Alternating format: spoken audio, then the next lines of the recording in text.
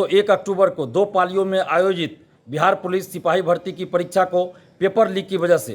Cancel कर दिया गया है और साथ ही 7 अक्टूबर और 15 अक्टूबर को जो परीक्षा होने वाली थी उसे भी अब स्थगित कर दिया गया है। एक बहुत अच्छा फैसला लिया गया है, इसके लिए हम बिहार सरकार को धन्यवाद देते हैं। नमस्कार, आप देख रहे हैं न्यूज़ फॉर नेशन और मैं स्वाति पांडे आपके साथ। बिहार पुलिस कांस्टेबल एग्जाम रद्द कर दी। बता दें कि केंद्र चयन परिषद द्वारा इस एग्जाम को रद्द कर दिया गया, जिसके बाद छात्र नेता दिलीप कुमार ने नीतीश सरकार को उन्होंने बाकायदा एक बयान जारी करके सीएम नीतीश कुमार को धन्यवाद जताया है। उन्होंने कहा है कि हमारी मांग को सुनने के लिए नीतीश कुमार का बहुत बहुत धन्यवाद, क्योंकि हमने ये मांग की थी कि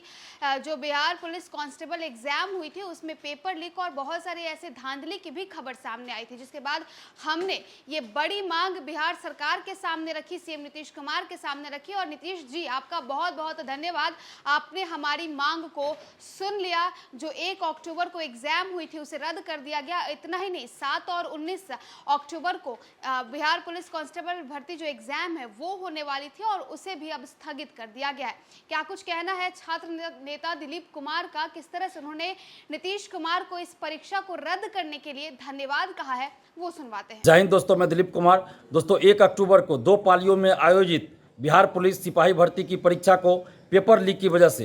कैंसिल कर दिया गया है और साथ ही 7 अक्टूबर और 15 अक्टूबर को जो परीक्षा होने वाली थी उसे भी अब स्थगित कर दिया गया है। एक बहुत अच्छा फैसला लिया गया है, इसके लिए हम बिहार सरकार को धन्यवाद देते हैं और खासकर मुख्यमंत्री नीतीश कुमार जी को धन्यवाद देते हैं कि उन्होंने छात्र हित में ये फैसला किया है, क्योंकि सीएसबीसी लगातार लिपापोती इस मामले में कर रही थी और कल ही सीएसबीसी के चेयरमैन सर के द्वारा जो बातें कही गई थी वो अभ्यर्थियों के हित में बिल्कुल नहीं था और इससे लग रहा था कि सीएसबीसी इस मामले की लिपापोती करने जा रही है और उन्होंने तो एक तरह से लिपापोती कर ही दिया था। लेकिन हम धन्यवाद देते हैं बिहार के मुख्यमंत्री नीतीश कुमार जी को, जिन्होंने हम लोगों की बातों को संज्ञान में लिया और 7 और 15 अक्टूबर को जो परीक्षा आयोजित होने वाली थी उसको भी स्थगित करवाया, क्योंकि कल ही